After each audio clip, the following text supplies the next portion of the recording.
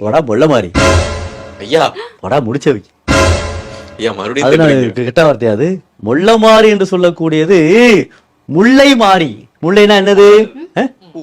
முல்லைனா மலர். முல்லை மலர். மலர் முல்லை மலர் எங்க இருக்கும்? கொடியில இருக்குங்கய்யா. கொடி எங்க இருக்கும்? தரையில இருக்குங்கய்யா. தரை எங்க இருக்குது? பூமியில இருக்குங்கய்யா. பூமி எங்க இருக்குது? ஐயா உலகத்துல இருக்கு. உலகத்துல இருக்குது. உலகம் எங்க இருக்குது? உலகம் உலகத்துல இருக்கு. உலகத்தை சுத்தி என்ன இருக்குது?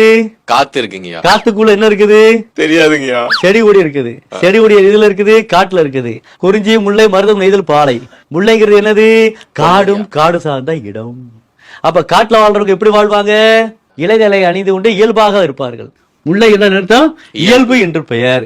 இயல்பு மாறி தன் நிலையிலிருந்து எவன் ஒருவன் மாறுகின்றானோ அவனை முல்லை மாறி என்று அன்றைய காலத்தில் அழைத்தார்கள். அந்த முல்லை மாறிதான் முல்லை மாறி முல்லை மாறி முல்லை மாறி. ஐயா அப்ப நான் முள்ள மாறிங்கய்யா.